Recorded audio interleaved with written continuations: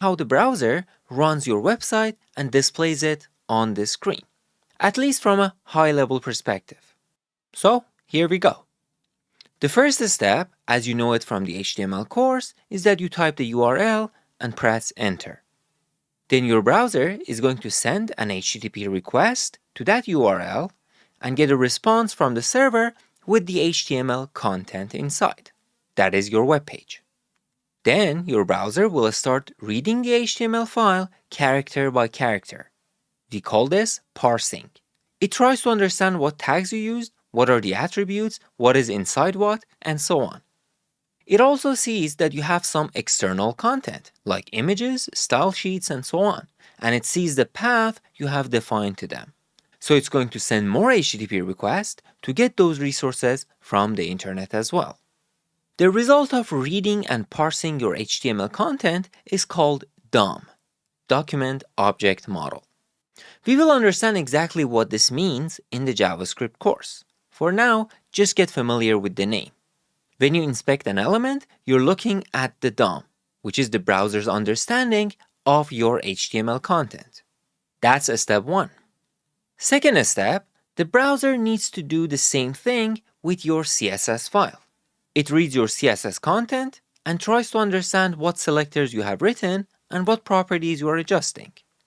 The result of this step is called CSSOM, CSS Object Model, which is the browser's understanding of your CSS files.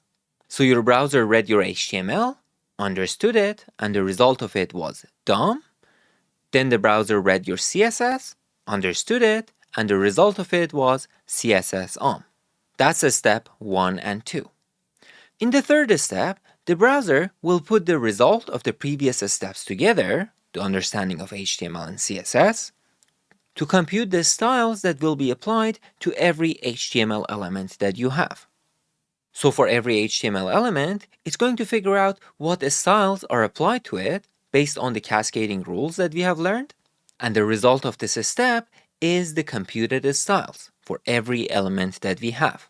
And we have already seen that in DevTools on the Computed tab. Now the fourth step, which is a very important one, is that the browser, knowing the computed style of every element, need to calculate the layout of your web page. Where should each box appear with respect to other boxes on your web page? And this is a heavy calculation. You have different layout algorithms like Flexbox and Grid, and these algorithms could be used many times on your web page. And it's not just that. A box can have its dimensions defined based on the size of its children, or the children's can be based on their parents. Resolving all this to figure out the final layout of your web page is hard work. Your browser will do some heavy lifting there to be able to figure this out. Once this calculation is done, you will know the size of each box and where it should appear on your web page. That is your layout. Pay attention that so far all we have done was just calculations. We didn't display anything on the web page and your users haven't seen anything yet. Let's see what happens from now on. In the next step, the browser defines paint instructions for each box that you have. For example, for a background of a box, we need to draw a rectangle of that size and that color at that position.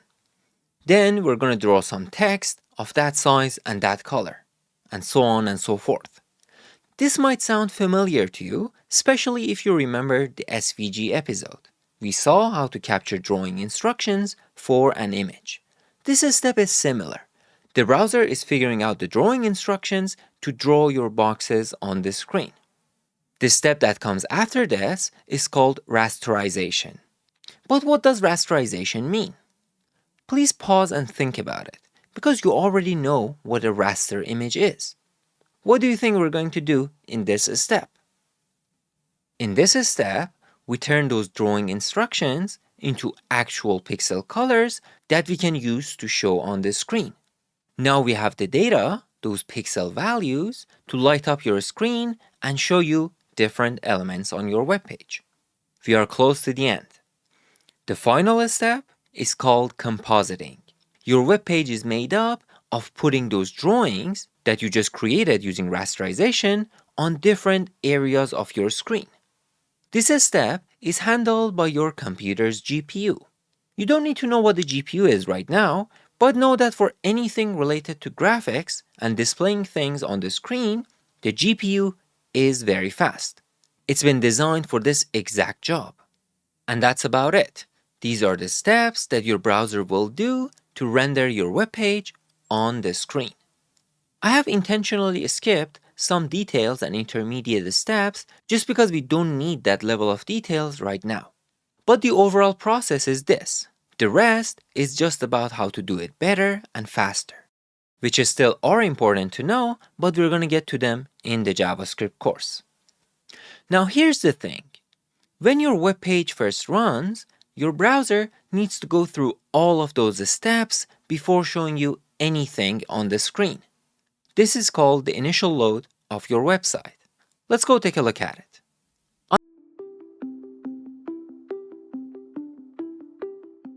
Under section 6 episode 5, I have a simple web page for you with just a hello world in there, and I have a simple style sheet that will apply these styles to.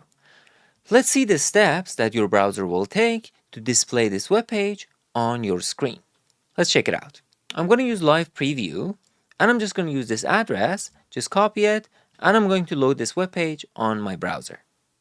Here's the browser. For this experiment, because we don't want our extensions to interfere with the web page, we want to run it in the incognito mode. So open a new window in this mode, and here we're going to paste that URL. I'm just going to strip out this ending from it. Here's our web page loaded inside Google Chrome.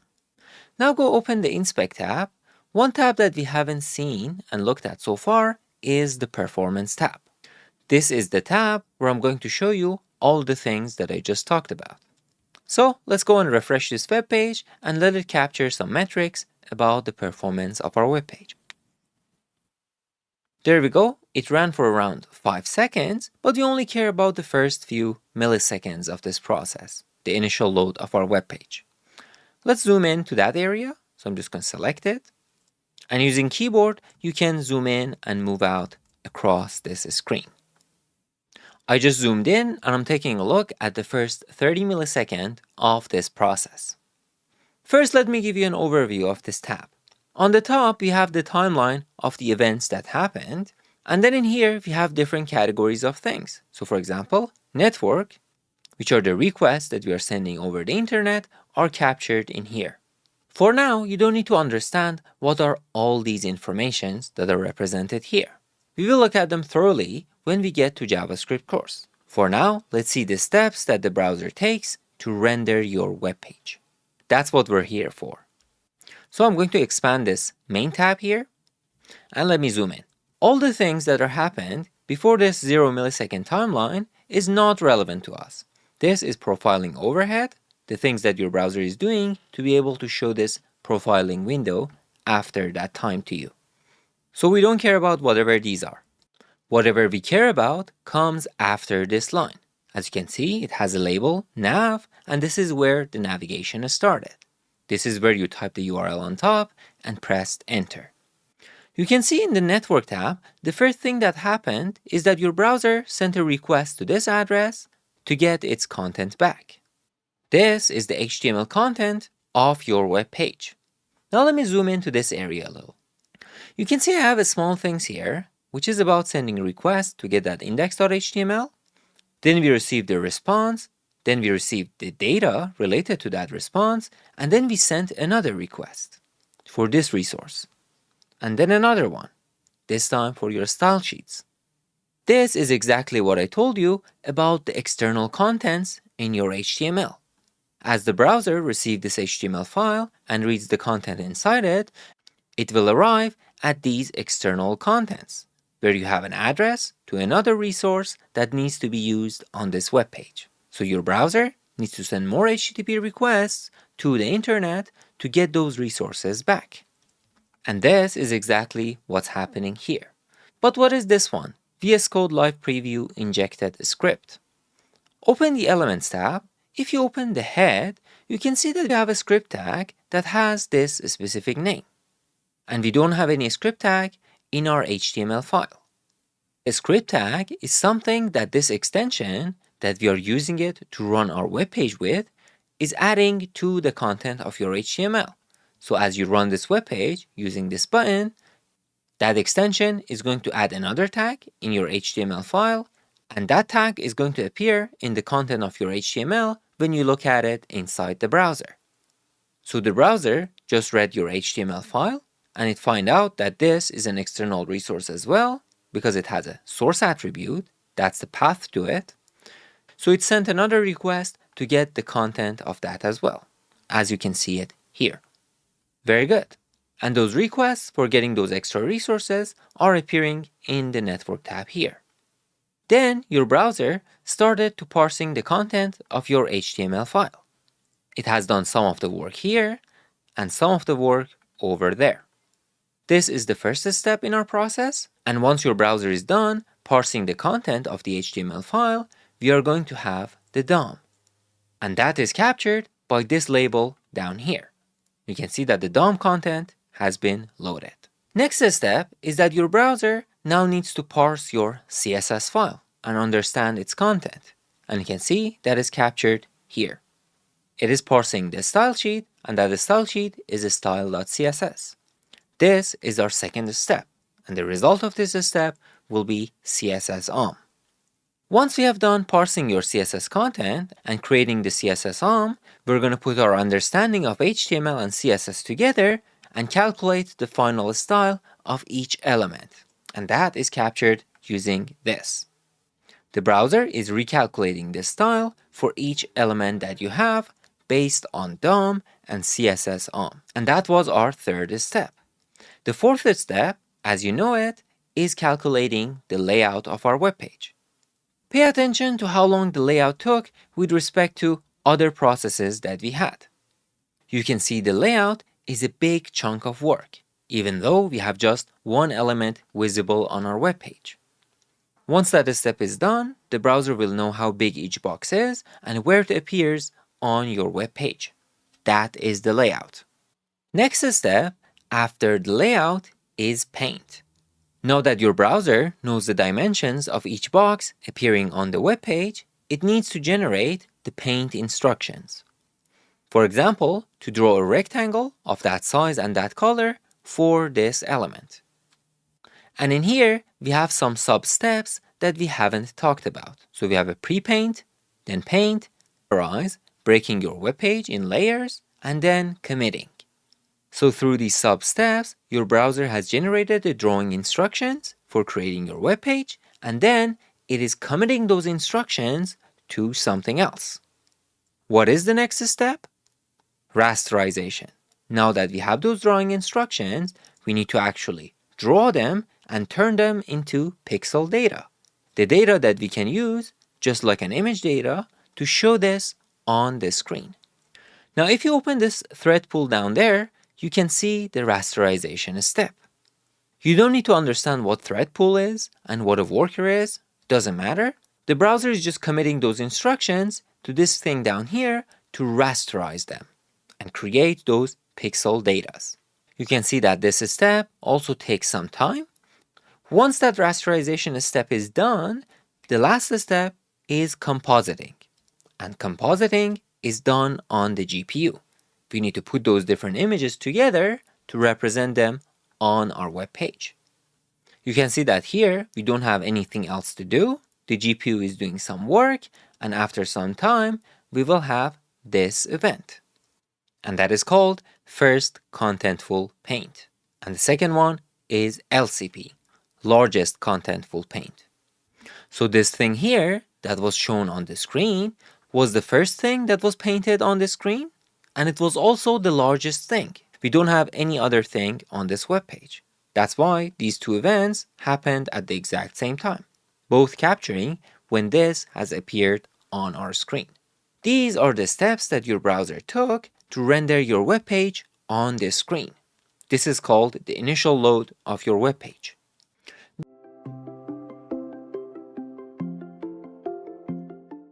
Then after that, based on what happens on your web page, the browser may do some or all of that work to be able to paint and show you different things on this web page. For example, if I scroll, zoom in, zoom out, or an animation starts playing, your browser needs to do some more work to make sure that the screen is showing what's happening.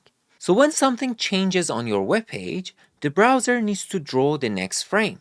And to draw that frame, it has to repeat some of those steps. Which steps depends on what has changed. Let's go animate our box using transform and watch what the browser actually does. This is our simple web page. Inside CSS, we're just going to add an animation to move this box up and down. I've already added that animation for you using the keyframe. So at 0%, it translates it back to 0 pixels.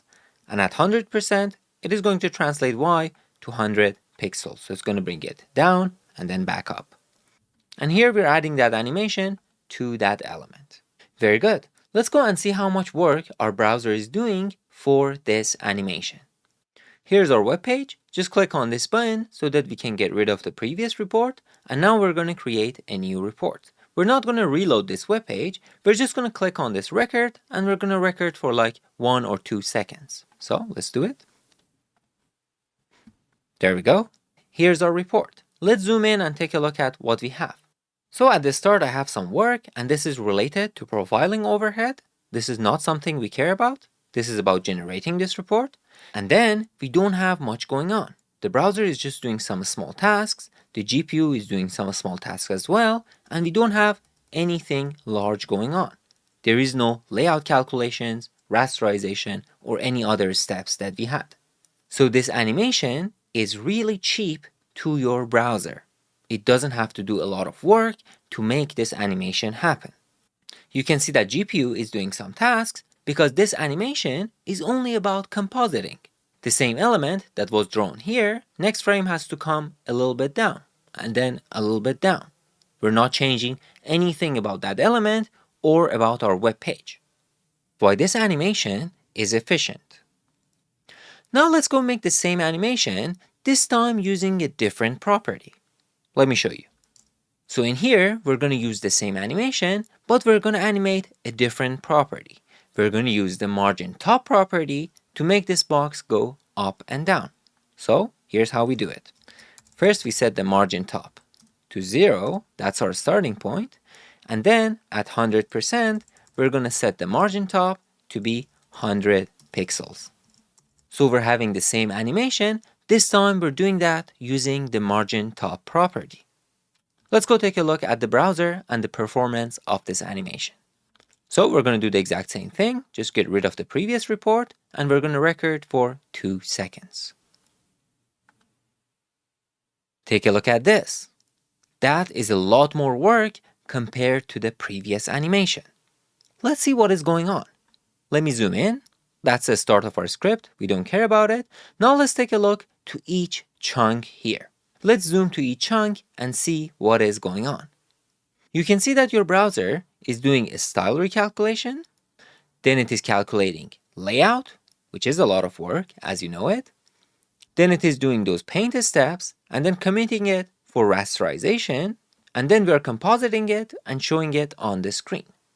That was one chunk of work. Now let's zoom out and go to the next chunk.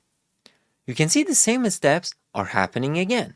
We again recalculating the style, then the layout, then doing the paint steps, rasterization, and then again compositing and showing this on the screen. And as you move to the right, you can see that those steps are happening over and over and over again, which results in something like this. Now my question to you is, what is this task really doing? What is this chunk of task really doing on our web page? And I want you to focus on this frames on top. You see that for every frame that your browser is creating, it has to do this calculation again. So at the start of each frame, you can see that the browser will do that work, show that frame, do that work, show that frame, and we have it over and over and over again. Let's take a look at how many frames your browser is drawing on the screen every second. And for that, we have a tool. So go ahead, click on this button. Under More Tools, we have the rendering tools. The rendering tools are shown here. One of them is called frame rendering stats. So just enable that. And now we have that stat shown on top there. The current frame rate is 144 per second because my monitor supports that many frame rates per second and I'm on a decent computer. That's why this performance bottleneck is not showing itself that much. Next one that I want to show you is paint flashing. You can see that the browser is painting this between every frames, so painting the same box each time at different position on your web page. Now let me show you the same stat for the optimized web page. Here's that optimized web page using the transform for animation. You can see that my GPU is using a lot less memory and I'm still on 144 frames per second. If I turn on paint flashing, you can see that I'm not painting anything on the screen. I'm just compositing whatever I have already painted and moving it to a different position. This is different from erasing whatever was there and then paint a new drawing. This is like moving a drawing by changing its position on the canvas. And this unoptimized version is like erasing the canvas every time and then repainting the same thing, this time at a different position. You see why it's inefficient? Very good. Now we're going to take a look at this one, the web page that we have seen in the previous episode, and take a look at its performance. So that was the web page. We have a grid layout at the bottom, and we have that box that grows and shrinks.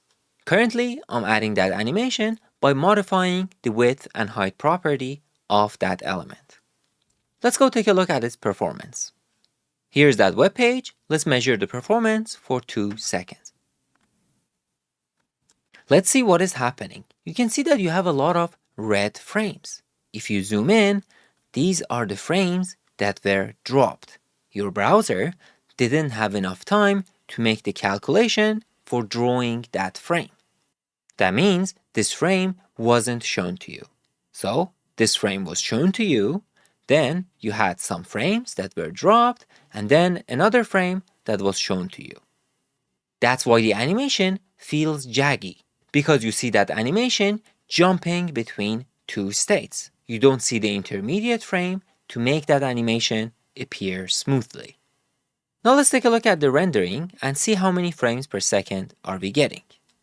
You can see that even though I'm on a decent system, I'm getting only around 30 to 50 frames per second, and the frames are dropping consistently. Very good. Now let's go back to the web page. We are going to take a look at it.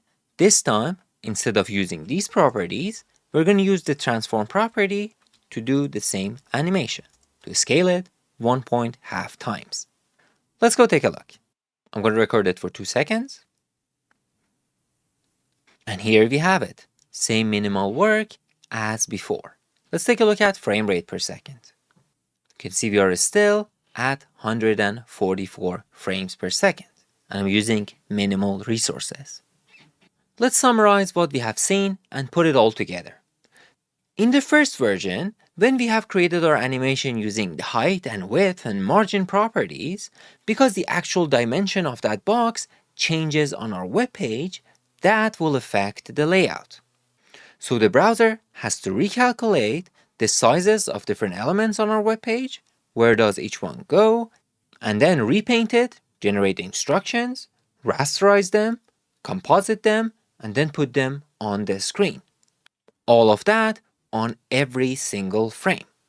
This is why that animation is slow and expensive to calculate. And on a complex web page, you have seen that the difference is obvious. But when you're animating the properties that doesn't affect the box itself on our web page, then that animation is fast. Because we have already drew the box, the only thing that's changing is where it sits on the screen. And that is the compositor's job. The compositor was just the last step. It runs on the GPU, which is efficient, and it takes the already rasterized box and just moves it around. No layout recalculation, no repainting, nothing else. Just moving the pixels, and the GPU can do that very, very fast.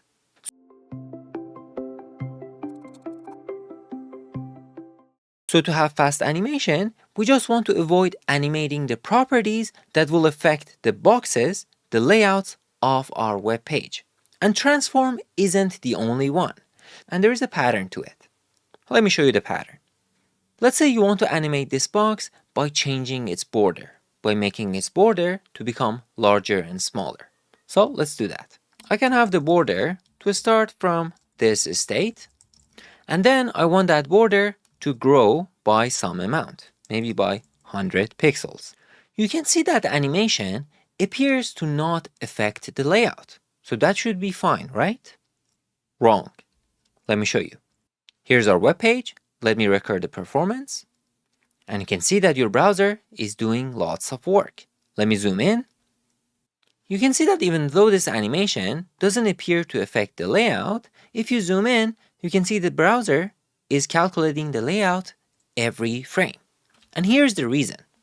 If you hover over that box in the DevTools, you can see that we're changing the border of this element all along. And border is a property which is part of the box model. The border is part of the size of this element on our web page. When we change something that affects the box model, that will affect the layout of our web page. The browser needs to do the calculation again to ensure the layout is correct.